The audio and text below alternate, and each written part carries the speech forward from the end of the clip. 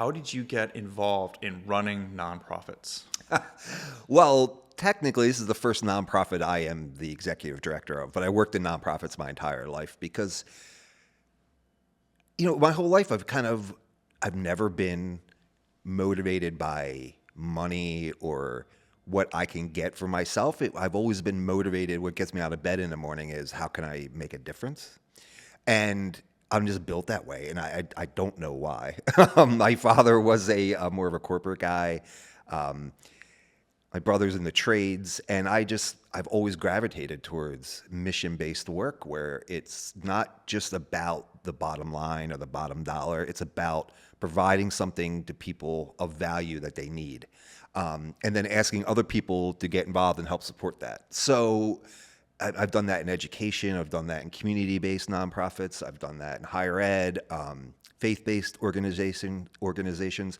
They all have this kind of one unifying factor, is that they are there to provide for something that people need, that the commercial or capitalistic world won't provide for them. So that always motivates me. And you make sacrifices for that, and the sacrifice is often like the money and the prestige and all that you can get in the for-profit world. But a lot of people in the for-profit world say they don't feel fulfilled in their work, and their work feels hollow. My work does not feel hollow. It feels quite fulfilling. So it's a trade-off, Was there anything in your past that you felt kind of inspired, that desire to give back, the desire to discover something more fulfilling? Yeah, it's a good question. It's one I've thought about a lot in my life. And I think initially as a young person, I was always on this quest for meaning.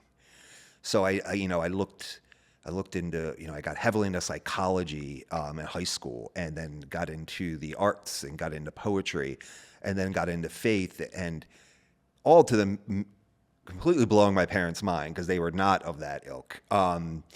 Soul of the earth kind of people, but I was always a seeker, and so I think in seeking, looking for the purpose of why we're here, what does it mean, what does it matter? I did find some of that in the arts and some of that in faith, but I really found it in service to others.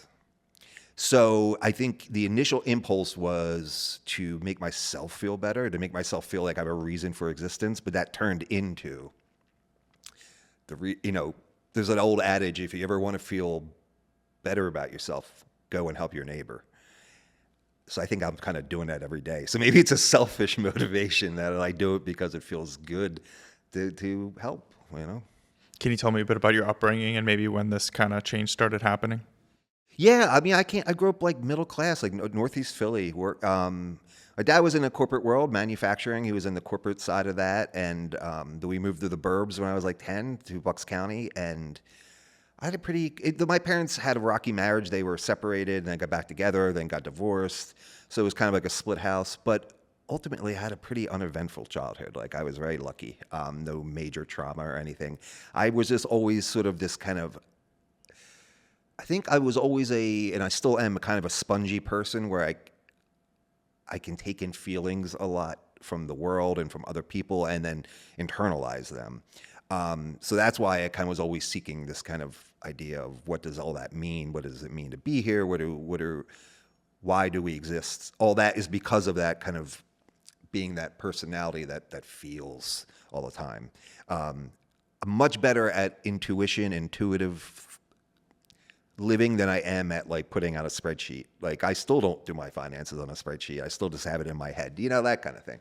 But no, my childhood was pretty undramatic. And then I went to college, and I was like the regular college kid, except I was in a fraternity and I partied, except all my fraternity like brothers were in like marketing and finance majors and business. And I was an English lit major. That was like the only difference. I was still searching. Alpha Chi Rho, right? Alpha Chi Rho. Yes. Amen, man. I know. That's right. We talked about I rushed to XP. Yeah. Oh, that's right. I completely forgot. Yeah. So, there was diversity in my fraternity, but it was, even that, I was like, searching. And then I moved to Brooklyn to get a master's of fine arts in poetry. Again, like that kind of seeking, searching and the poetry that I was drawn to was very much poetry of meaning, that was looking for like the big answers to big questions. I mean, that's only one small sliver of poetry out there, but that was what really drew me in. Like the poems, when you get to the end, you go, "Woo! I never thought about the nature of existence that way, or looking at the world that way." And but some people in my poetry program were much into different like very technically proficient poems, or poems that had a lot of musicality, or poems that were just kind of, full of like beautiful language and all of that. Mine was, I was really drawn to poetry that, again, had meaning and purpose. So did all that, and then I graduated. I was teaching at the college while I got my master's, teaching literature and basic writing. And after that, man, I graduated, and it was like time to get a real job, and I thought, I have no idea what to do. I saw an ad in the newspaper. Well, I was doing some work for the Alumni Association at the college, the alumni office that was like part-time, doing communications work. And then when I had to get a full-time gig, I saw an ad in the paper. I mean, they actually used to have classified ads in the paper back. And it was for the work at a college in the fundraising office as an administrative assistant. I went, I interviewed. They said, well, we need a grant writer. We'll train you. And next thing I know, I'm writing grants for this small college in Brooklyn called St. Joseph's College. And I haven't left nonprofit since. I mean, that's a nonprofit college. I was writing grants for like education programs, writing grants for after school programs. And it was just so amazing. I mean, you got a grant, and then they could fund this program. A grant that you wrote, you developed, you flushed out, you worked on the budget, you worked on deliverables and what it's going to do, why it's worthwhile to be funded. And then you submit it, and you wait, and you get the grant. And then a year later, you see this program come alive, and you see these faculty members and staff working with at-risk students and providing them extra support so that they can graduate college and all. And it's had a real, that's when I was like, wow, this work, you're sitting at this laptop doing this work, and it feels like it's in a vacuum, but then it does have real consequence because it really helps real people. So, and that set me on the road. I haven't really left nonprofit since. How does it feel investing a whole bunch of time creating the pitch deck into a formula that you're trying to pitch to fundraise, and you don't see fruition from that? Like, how does it feel when you put all this work in and it doesn't pan out? Yeah, it's disappointing. And sometimes, and I've heard other nonprofit professionals say this, a lot of the work that we do, we shouldn't expect to see the results because it's supposed to have like reverberations outside. There is outside of the immediate experience. If you're providing, I'm just for say, for example, you're like where I work at now, providing grief support and counseling for children. You may not see the exact return on that, but when that child becomes an adult and goes through their teenage years and then becomes because their grief was addressed when they were a child, they have a higher rate, a higher chance, a better chance of having a successful and happy life. So the money, you're raising money to help support a program to help children in grief.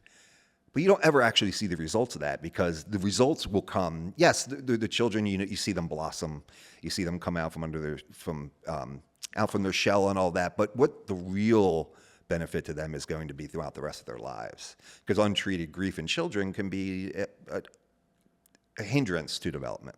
So if you treat that grief, hopefully they have really good and solid and healthy development and become healthy, loving adults. So I'll never see that, but I know that it's happening. And a lot of nonprofits, education's the same way. I mean, you provide somebody an education, you often don't see what they do once they leave. But you're providing them something that will be of value future in their lives, but they go off into the world and you never get to see it. So I'm very jealous of the nonprofit people that get to like see their work you get to see someone get off drugs, or you get to see someone go from homeless to housed. That must be very rewarding. So, yeah. Can you tell me the benefits that you're able to see in the volunteers that come to these service opportunities, and like being able to see them engage, and like it's almost a service for the volunteers? Yeah, I mean, I always say volunteers probably get more than they give.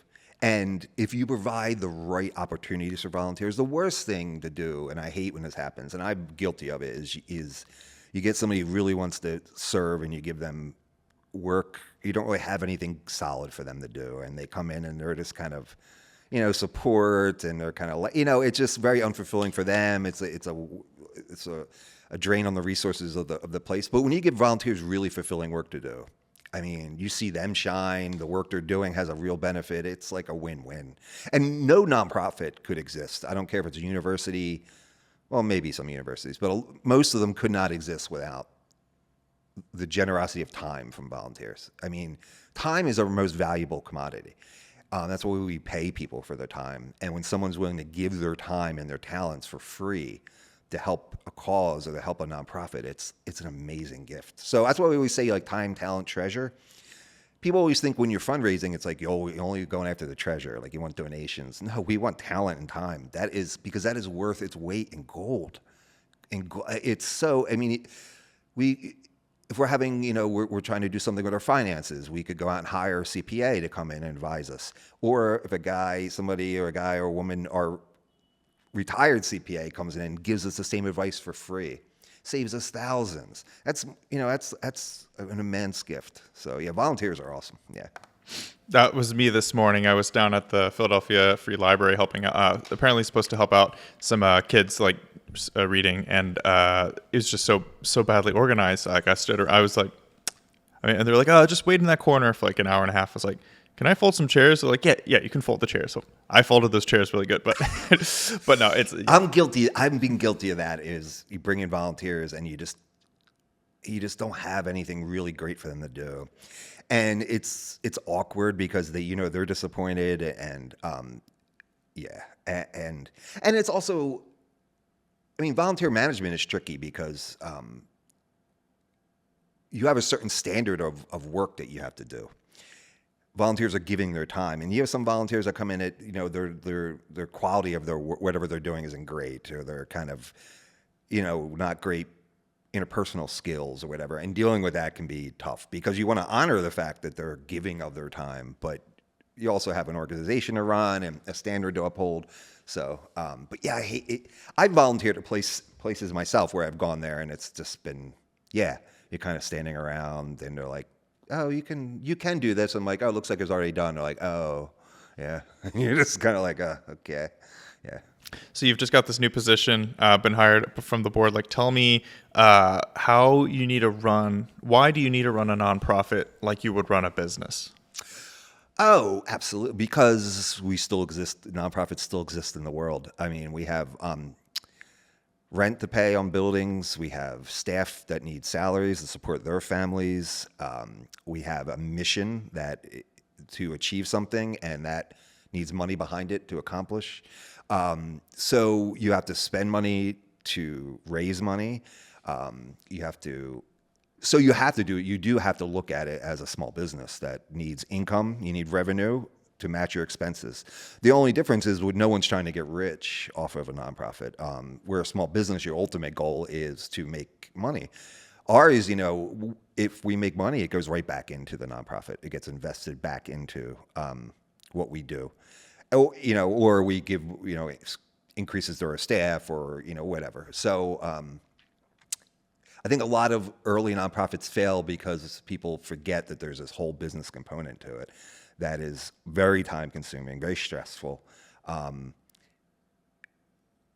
But ultimately, if you kind of remind yourself that it's part of it is really having an impact on the work of the nonprofit, because you get so bogged down in the business side that you forget that all the people who work with you are out there doing the actual work and actually helping people, because you're like in spreadsheets and on business calls and dealing with technology issues and dealing with HIPAA issues and all this stuff. And you just got to remind yourself that there's really good work being done, and this stuff has to get done so the good work can get done. I mean, no one gets into nonprofits because they want to look at spreadsheets of profit and loss and insurance and property management issues and electric bills and all that. But you have to. So you just got to keep reminding yourself that it's all for the mission. It's all for what we're here to do. Yeah. How important is it to refine and declare a simple vision? So simplicity is one of my things. It is absolutely crucial because when you're trying to help, it's so easy to try to spread yourself too thin, try to help too much, to get outside of your lane. Usually people come up with a nonprofit, or a nonprofit grows organically with a very clear defined goal. And usually the ones that have trouble is they start kind of branching into things that don't quite make sense. It's all done from an altruistic motive. I mean, you want to help, and people who work in nonprofits are helping people. So they see a need and they go, oh, maybe we can do something about that. But does that really fit into what you grew this nonprofit to originally be? So you can lose your way. So I think having a very simple and clear mission helps you to mission alignment, because you get involved in all the day-to-day activity, all the day-to-day business, seeing clients, running groups, running camps, all this stuff that we do now. And you have to remember the very fundamental mission of what you're there to do, so that you don't start going out too far from what your original purpose was. Yeah. And, complicated missions, sometimes I've seen them. And I mean, I think we've all met nonprofits who you're like, I don't even really know what they actually do. You know what I mean? Because they're doing so many things that you're like, wait, what? I just met somebody the other day, and I really left the lunch going, I still don't know exactly. I think they just kind of do whatever comes along yeah. So anyway. As an executive, how do you communicate to your team of volunteers and staff what that vision is? Oh, that's a good question.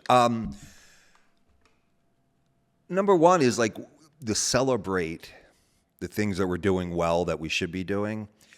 When they're done, to celebrate them. It's just saying good, look at this. We did a great job on this. To remind them that look how many people we served this year. Just those kind of quarterly or monthly reminders when we have staff meetings and all, to point out the wins. Because the wins are usually what are demonstrating that people are working together all towards a common purpose. So we celebrate the wins. And if we have a loss or an unsuccessful something, to learn from it. Be like, what happened here? Why didn't this work? What was the roadblocks or the hindrance, or where did we go astray on this? But definitely celebrating the wins, I think, is the way. Because you don't want to just, be with platitudes like, don't forget our mission. But they're all professionals. So it's how do you, somebody gets a grant writer writes a very successful grant for something. It's like, hey, look at this. We got $10,000 to do this very specific thing that's going to, and it's amazing because these 150 kids are going to benefit from this. And it was just well done. And you say their names and this is why we're here. And that's, you just say something as simple, this is why we're here. And then people go, yeah, that's right. I was listening to a Jordan Peterson podcast, and he was talking about how the antidote to resentment in a relationship, whether you're having kids or a wife or something, is when they do something good, you stop and you say, wait, you point it out. And you point out the good thing that they did, and you say, you did that. Good job. Interesting. Yeah. Yeah, I don't think we do enough of that in the world, right? I mean, everything is pointing out what's going wrong, where there's a need. I feel like somebody, consultants that want to come in, they always want to come in and address what's needed and find the need.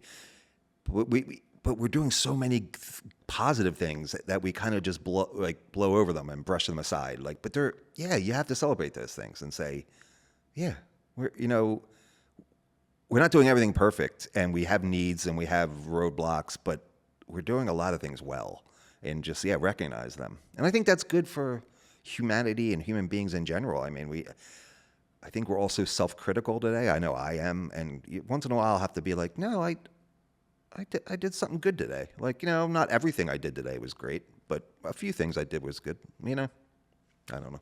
So many of your projects and many of your nonprofits in general have very long-term goals, helping kids turn into, a 30-year-old who's different than it could be, or helping students, planning for the next, 4, 5, 6 years.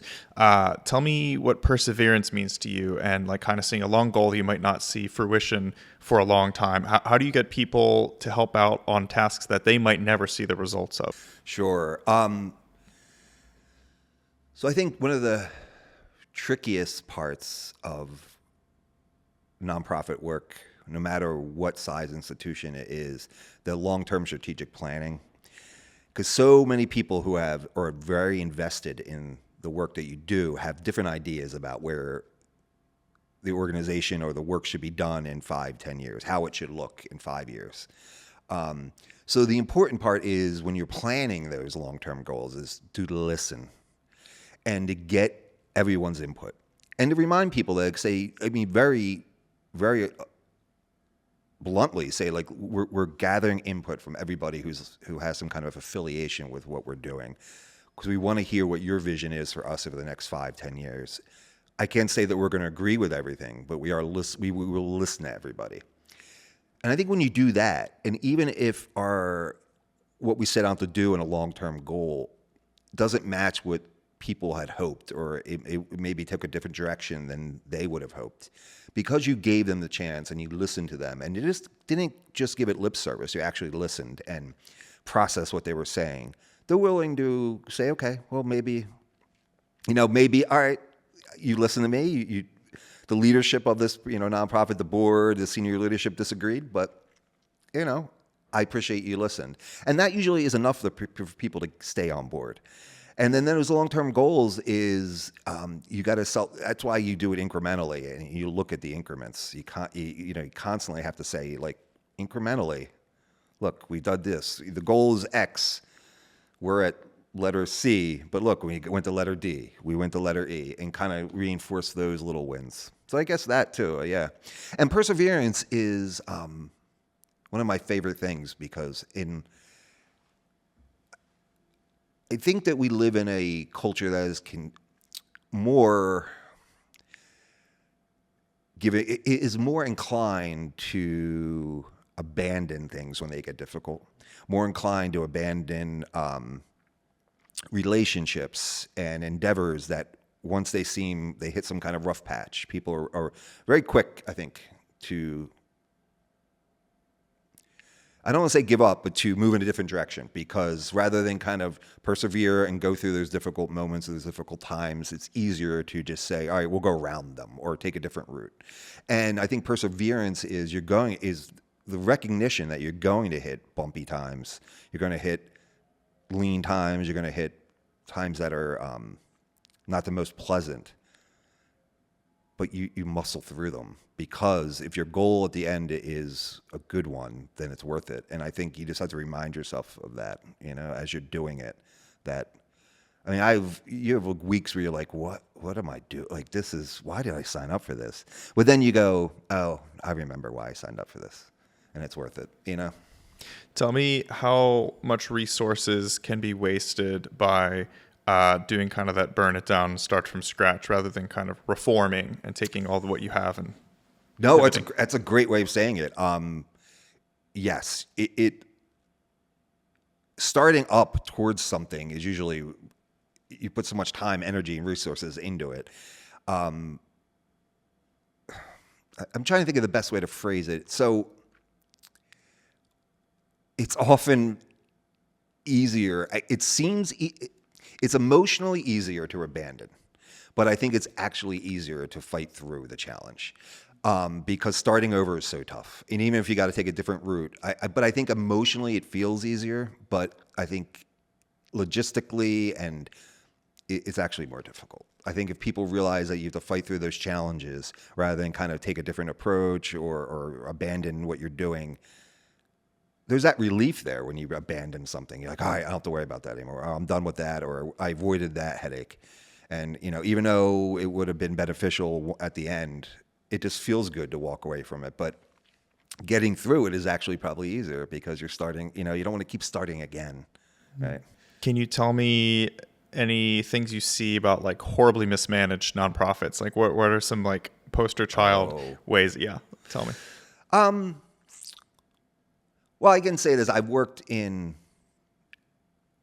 at places where I've seen nonprofit leaders who are more into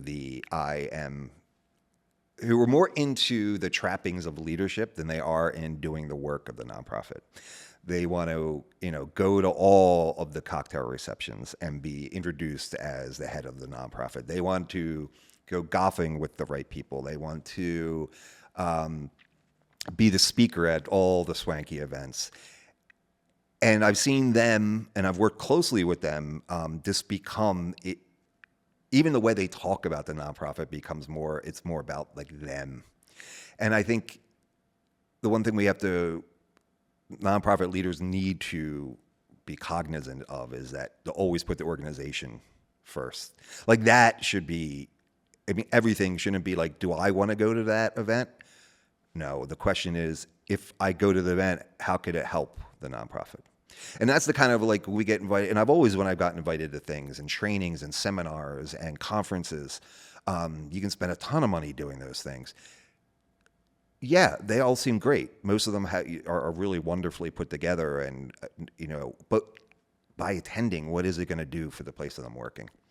I would have loved to go. There was, recently there was one I really wanted to go to in this beautiful city. I won't say what because it's a national conference.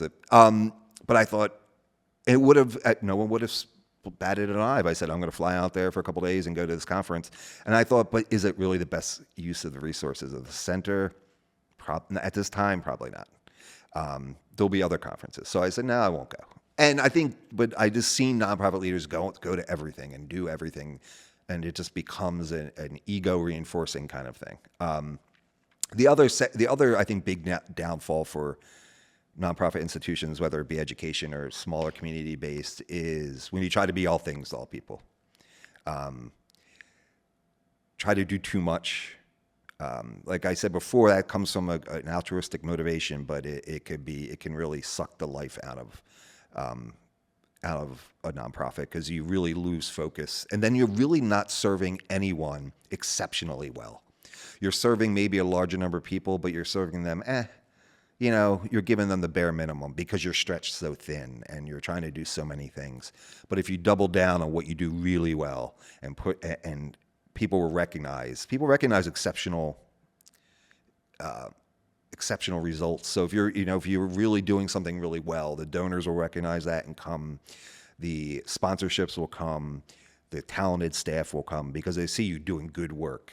And even though sometimes it feels like we want to help everybody or help more people, it's like, yeah, but let's help the people we can really, really well. What is it you do really well?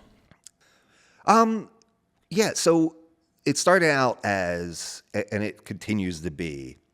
So when the Center for Loss and Bereavement was founded, it's our 25th anniversary. It was founded 25 years ago. Could you give us the name again? Oh, yeah. So it's the Center for Loss and Bereavement in Skippack, Pennsylvania, which is in Montgomery County. We have 3 buildings there so we have a little campus there. It's nice. It was founded 25 years ago by these 2 women, Christine Smith and Shirley Elrod. At the time, they were treating grief and helping people cope with grief was kind of a new burgeoning idea, right? And grief is not a mental illness. That's because grief is a normal response to a normal human thing. So loss is a normal human activity, and grief is a normal response to it. But some people do need support to get through that grief, to kind of ride through it. And it is not curable. Grief isn't something that you cure. It's something that you give people tools to cope with and live with and still find joy in life. So 25 years ago when they started, this was kind of like a new thing. So the founders said, there's nowhere in Montgomery County that's really focused on grief and loss and treating that.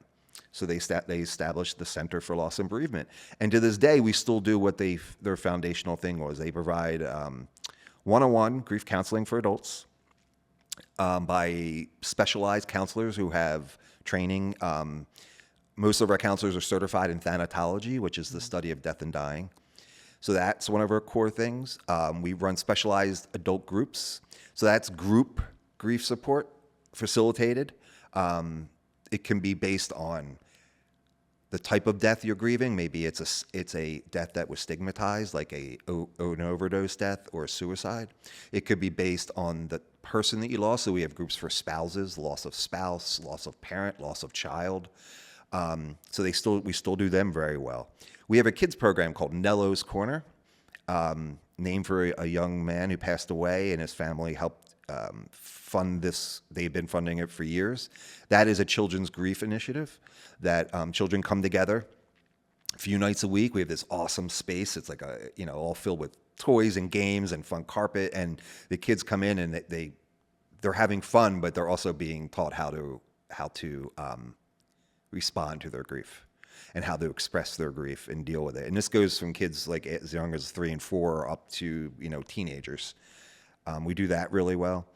And we also do community education really well. It's getting out to the world and telling the world, like, what is, how can you help respond to grief? What is loss and how do we respond to it? I mean, we get places ask us all the time to come and do trainings. Company lost a beloved team member. And the company, and people who work at this, corporate entity or something are struggling because they lost somebody who was we come in and provide, an in-service, or we do a group there or something. And we also educate the community a lot about grief and provide grief resources to the community. So those 3 things we do really well. We also go out and do school groups. It's always been a thing. So we'll go and train guidance counselors on how to deal with grief. We'll go work at schools where they have had, and work with students that are all suffering grief. Maybe they have lost parents. 1 in 12 people under the age, is it 1 in 11 or 1 in 12, around there, will lose a parent or sibling before they're 18 in the state of Pennsylvania. But we often, it's kind of like, that's life, right? Yes, that's why it's not a mental illness, but doesn't mean that people don't need support. So providing support for people dealing with grief is what we do really well. Now, we can branch out all sorts of things with that. And sometimes we do, but then we rein it back in. And we've been staying pretty, over the 25 years, pretty solidly in our lane with doing the work because there's always going to be people who are experiencing grief for the first time or a new grief. They're always going to need help. It's not something that one day we can say, there's no more people who are unhoused. That would be a goal for a homeless shelter, or a homeless advocacy group. Is the goal is one day there is not one person in America who's unhoused. We'll never be able to say there's not one person not grieving in Montgomery County or Philadelphia or whatever, because there's always going to be grief. What we can say is we hope that there's enough resources around Montgomery County and Philadelphia and Bucks and all to help people who need it for grief. Not everyone needs it, but some people very much need it. And 25 years ago, there weren't a lot of resources. So the center was one of the first. Now there's a few nonprofits in the area that we work with. We're part of the Philadelphia Grief Collaborative, which is some nonprofits around Philadelphia, around the greater Philadelphia area, who all have a mission to support grief initiatives. And they're great partners. We get together all the time. We have different focuses in different areas of grief that we're addressing. We're known for a lot too because we're like one of the few that do one-to-one adult counseling sessions. A lot of grief work is done in groups, and that's perfectly legitimate. But we do a lot of one-on-one counseling as well. So, yeah, that was my long explanation. It's great. Can you tell me, does this align at all with kind of the existential questions you might have been asking as you were kind of going up searching for that purpose? Yeah. So going back to my own personal story, it's kind of a weird one. So I was working in nonprofits doing mostly communications and development. And then I was getting very into my faith life as well. So at some point in my late 20s, I said, I kind of want to do more work rather than just raise money. And even though I know how important that is, I wanted to do some of the work. So I was looking for a way to serve as a career. And a gentleman who I knew, a deacon, was a head of pastoral care for a very large retirement community. And he said, I need a chaplain. And I said, I don't even know what that is. So long story short, he tested me out by helping me visit people who are dying and people who are very sick in this retirement community. spending time with them, listening to them and their family, and I loved it. And he thought I was naturally good at it, so he sent me, and then so he hired me as a full-time chaplain. And I went to school at nights in my off time to get the proper education, which is called clinical pastoral education. And for a number of years, I served full-time as an end-of-life healthcare chaplain. So it was a lot of working with people who were severely ill or dying. And when people are dying, they can often go through grief. It's anticipatory grief. Like they're anticipating that this journey is ending, and they're grieving that. They're grieving for themselves, and that's so normal. And again, just like grief of losing someone else, losing yourself, everyone experiences it differently. So I burn out of that. Like after doing it for a number of years, I was doing in-home hospice at the end, and I'm being called out in the middle of the night to drive an hour, and there's a home where there was all the families there, and the person is like actively dying, like they're an hour or two away, and it was just a lot of that, and I just burn out. So I went back to doing nonprofit communications and fundraising. So the Center for Loss and Bereavement years, and that was, I worked in some colleges and universities and smaller community nonprofits in the interim. And then when the center, I saw the position posted, and I thought, this is kind of weird, because I was a chaplain dealing with these type issues, and they need someone who can raise money, someone who can get the message out about the nonprofit and communicate it, and can kind of guide it into its next phase. So after meeting with the board and all that, it just all came together. So yes, I do see, but as I think I became a chaplain by fluke, but also because the reason I was drawn to it was because of that seeking. Like every day when you're a chaplain, you're dealing with people who are questioning the meaning of things. And when you lose somebody and you're going through grief, you kind of question those things too. So I think the seeking is still very much a part of my nature. It just maybe now, I'm getting older. It's more compartmentalized into this service, but it's still seeking. Yeah. So you've been seeing a lot of people at the end of their life, and then passing. Tell me what impermanence means to you, and how it applies to other parts of your life, and how you run a nonprofit. Sure. For my own life, and I think for life in general, that I think we spend so much of our time trying to control and trying to ensure tomorrow. And I think by accepting impermanence as a reality, it frees us in a lot of ways. It doesn't mean that we can't plan. It doesn't mean we can't anticipate. It doesn't mean we can't do things today for the benefit of tomorrow. But it's also recognizing that everything ends, things slip away, often unexpectedly. There's a peace in that. We often, almost every faith tradition, Buddhism says it amazingly simply, that impermanence is like a big part of, everything changes. The only thing that's constant is change, that whole thing. But almost all faith traditions embrace that, that all this is temporary. And I think if you embrace that in your own life in all different capacities, you can let go of that need to control. And I think when running a nonprofit or even being a part of a nonprofit is you want to control. There is this really gnawing tendency to want to control everything and everyone, but you can't. So you can plan and you can strategize and you can forecast. But if you don't want to have like major agita every day, you have to accept that those things are going to come that are going to throw complete curveballs at you. Things are going to go wrong. Money's going to be misspent because with good intention, that you're going to make the wrong decisions. And that's okay because you've accepted that you can't control everything, because nothing is permanent, nothing is guaranteed. And, there's a freedom in that, I think.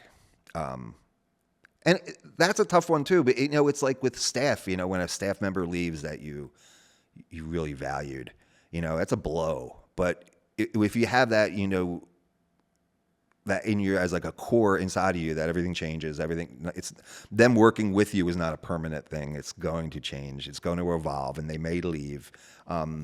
Yeah. And grief, working in grief impermanence is a big part of that. Nothing, our relationships are not permanent. They are time bound. Even though as much as we don't want them to be, like we wish they were infinite, but they're not. And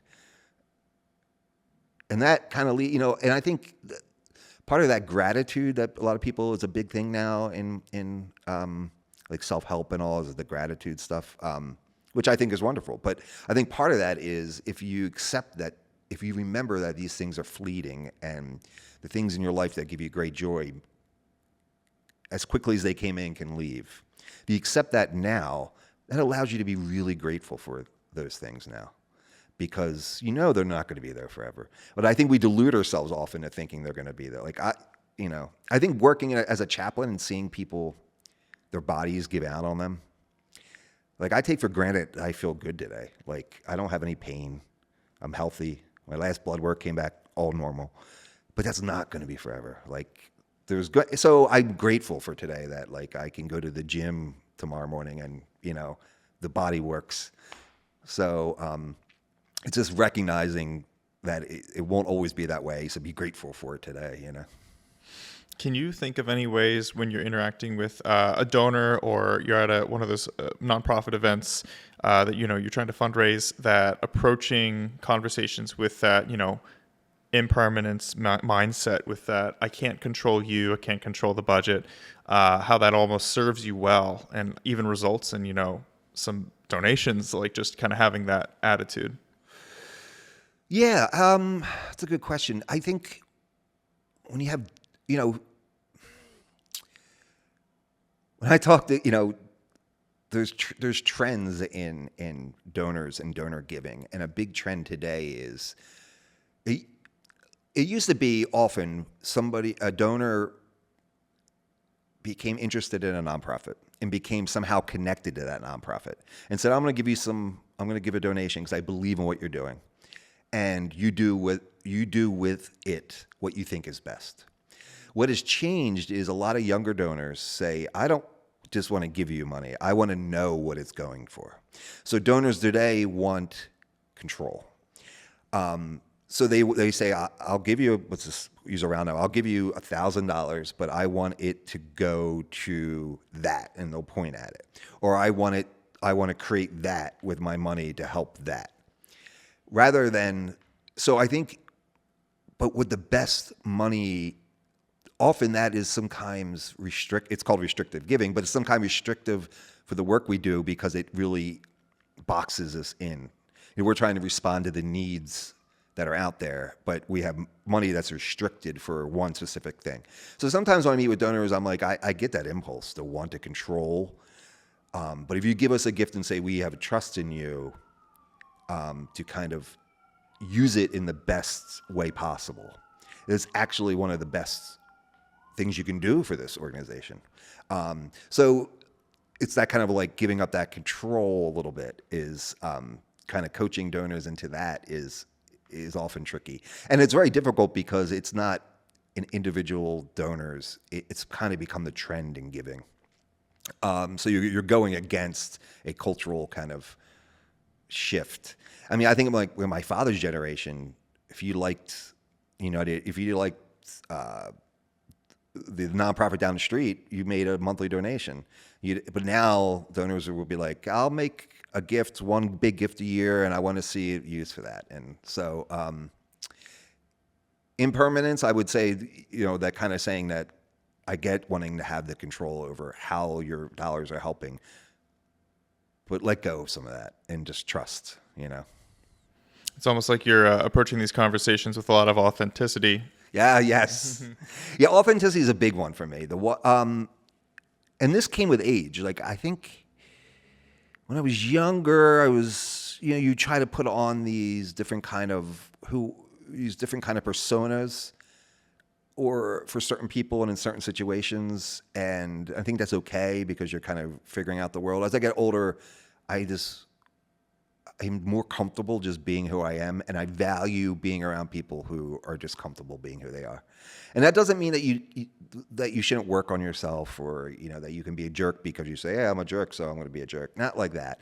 I think being authentic means being true to who you are, and being true to to each person that you meet. That you're not chameleon and shifting who you are to different people. Like I generally hope. And I think this is true, that I'm the same to you that I am to the people at work, to my wife, I try just to be me, and flaws and warts and all, I try to correct things, but I authentically make mistakes. And, so yeah, authenticity is it's such in a world where we live in where so much is fake, that so much is AI generated and so much is completely created out of thin air. I think having real sense of authenticity is so refreshing. People are craving it. Yes. Don't you think so? Yeah. Yeah. I mean, yeah. Even like you watch TV, like reality TV shows are so not reality. And everything just seems so kind of polished and presented. Social media has a lot to do with that, of course. Like they have an image they project to the world, and it's not authentic. It's not really who they are.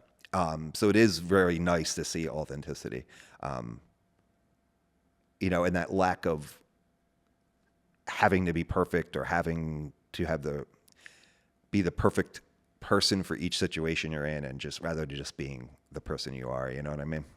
I do, and you're still educating yourself. You're improving your skills as a speaker. Sure. You're becoming more knowledgeable about you're about to have a conversation with a donor who's an architect. So you do a little research on architecture so that you're educated when you go into that. But you're not thinking, what does he want me to be? How should I start to act? Yes. Yeah. I mean, it's absolutely. I go to these networking events that when they are, I think, worthwhile for wherever I'm working. And I mean, there's a lot of chameleon kind of behavior at those things where people are trying to put on a shtick or trying to be like I am. And I love the person who's just you can just tell they're being themselves, and you can spot it a mile away when someone's kind of faking it, I think. And yeah, but you're right. It doesn't mean that you don't prepare, or you don't learn, or you don't, I can act a certain way with my friends that I'm not going to act at a work function, right? I mean, that's just. So I'm not talking about having appropriate behaviors or anything. I'm just talking about just being true to you, right? Being true to saying that, I'm not comfortable doing X, but you're supposed to be. Yeah, but I'm not. And that's just the reality, that sort of thing. A small tangent here, because I don't know how I'm going to fit it in later. Yeah. Can you tell me a little bit about your books as a novelist? Yeah. Why'd you start writing? Yeah. I have a few novels out. They are vastly different, each of them, in their genre, in their tone, in their style. Two I'm proud of. One I'm a little embarrassed about. I don't think it was very good. I probably never should have published it. That it found a publisher is still amazing to me, but it was a small publisher. I started writing, and then I have a few books of poetry out, which is probably my real passion. There's something really fulfilling about poetry that I didn't get writing the novels. The novels are marathons. Talk about perseverance. I mean, you got to, especially when you work full time and you have a life and family, and it's like Saturday afternoons, you're grinding away at a coffee shop, just writing and getting to 90,000, 120,000 words it's a beast. But poetry is something you can take, an hour a day, and it's really, for me, just soul nourishing. It just nourishes the soul. And I write more bad poems than I do good ones, so I throw away a ton of them, and that's disappointing and frustrating. But when you land a zinger, man, a good poem, you're like, whoa. It's a great feeling. So yeah, my novels have never really sold wildly or anything. They're all with small. Well, they're each published by a different small press that have all been bought out by Crossroad Press. which is a larger press. And then my latest poetry books have been come out by a small press called 𝐏𝐢𝐜𝐿, which is a great press. They publish some good stuff. They just published a book about grief, a poetic narrative journey through grief by somebody. So I might have to check that out soon. I just saw it just came out the other day. What was the question about the? That was it. I just okay. wanted you to talk a bit about your novels because I know that's a big part of your life too. Yeah. And then I want to hear a little bit about how do your wife and kids kind of support you in your journey as a nonprofit executive? Do you bring them along to stuff? What does that look like? Yeah. Yeah. So I have a wife and a stepdaughter who I consider like a daughter. They're great. Like they've come to all. My wife is, she kind of jokes like she has been my perennial best volunteer since I met her.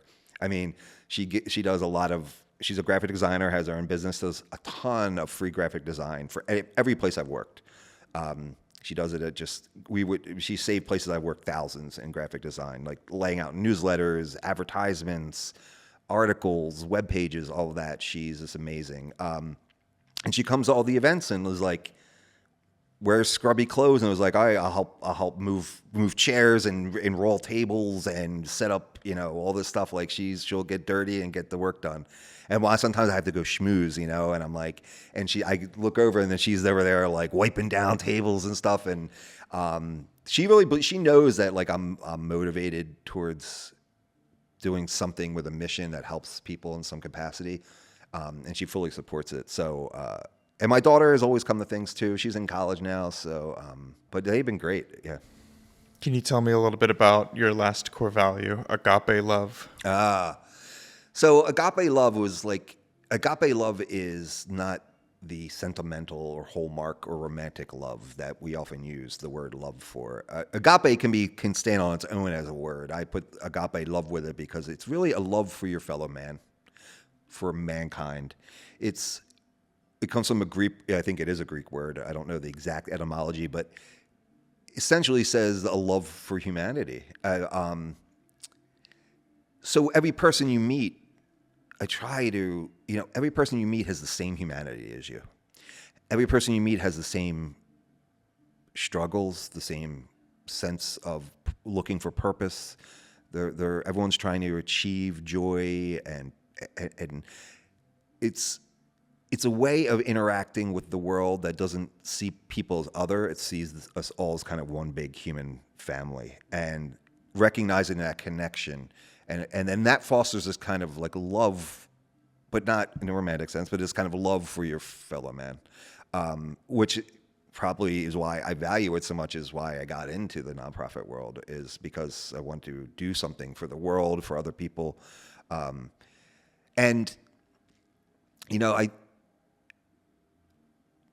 philanthropy too, the root of philanthropy comes from, it means something like the phila and philanthropy or whatever. It's like the love of mankind is how they got the word philanthropy. I'm not doing it justice. It's like phila is like is a certain type of love, phila love, and anthropy is, human. So it's like this love for humanity is what philanthropy means. So when I'm out fundraising, I don't see it as this kind of a transactional black and white thing. I see it as I'm doing the work of philanthropy, which means the love of mankind.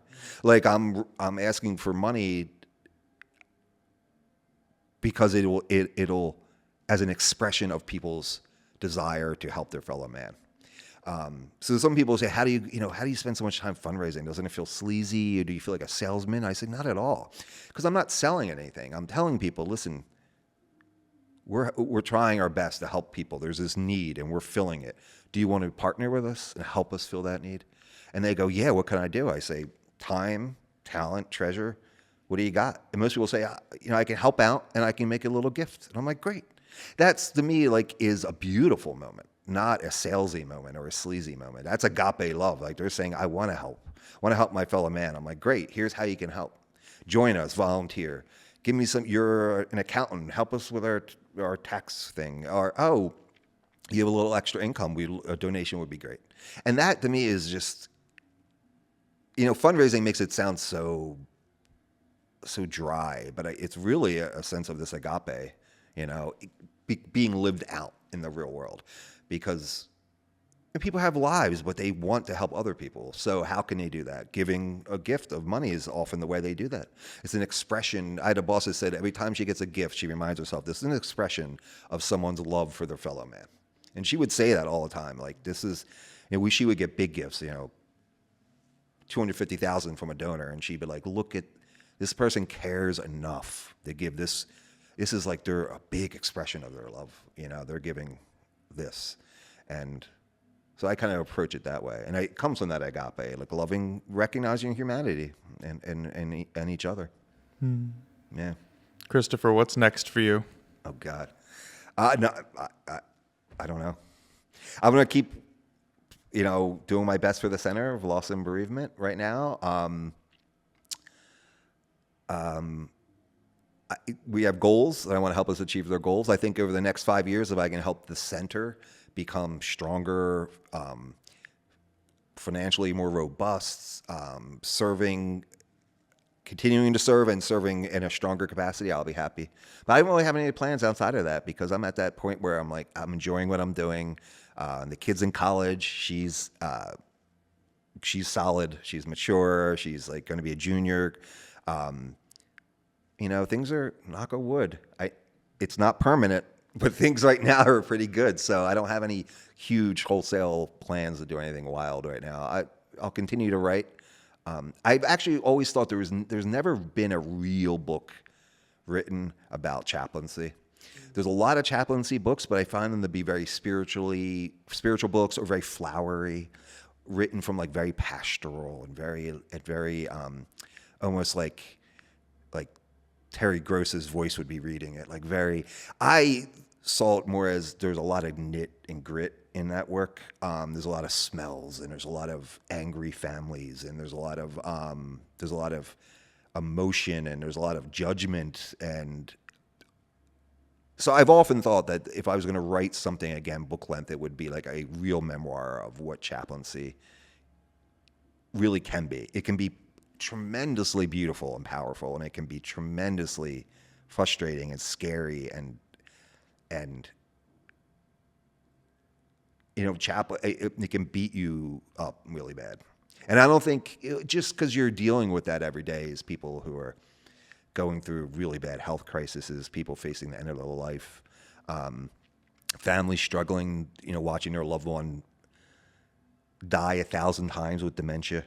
It's things like that are just, and you're doing that day in, day out. Like, you wake up and you go in Monday morning, and that's what you're doing, and you're doing that, and then you're getting called out in the middle of the night. So I just see a lot of the chaplaincy books are very empowering, and that's a great way to approach it. But I want one that maybe tells both sides, that there is a real beauty in it when you're really connecting with someone and you're there with them and you're accompanying them on their journey. But there's some dark moments. There's some dark stuff there too. And I think, that's why chaplains probably have a lot of gallows humor, because I think you need that release. Yeah. How about you? What's next for you? Well, I was going to say, if you ever wrote a screenplay, I think that would be a pretty powerful movie. Yeah. Well, I heard that you came in the Bucks County Film Festival. Your short came in. Yeah. Won something? Are you involved with that? No. My old coworker Rachel Fox went. Yes. And she told me, she said, Chris's film was awesome and it won something. Won Best Cinematography, yeah. Nice. Yeah. Congratulations. That was also kind of had some existential, grieving-ish tones to it. So what was the plot again? She did tell me, I don't remember. Yeah, it's super simple. It's just the question is, everyone's won't shut up about the end of the world. And this one gentleman, he just wants to enjoy a drink with his dog. So he sits down and just turns off all the radios and just kind of watches as, the beginnings of the end of the world. It's very, very, very simple. But wow, I love that. Yeah, I'll send it to you, yeah. Oh, yeah, please do. I would love to see it. Is there anything you'd like to do to promote yourself, promote your nonprofit? The Center for Loss and Bereavement. You can find everything about us at bereavementcenter.org. Christopher, thank you so much for coming. Thank you, Chris. This was fun.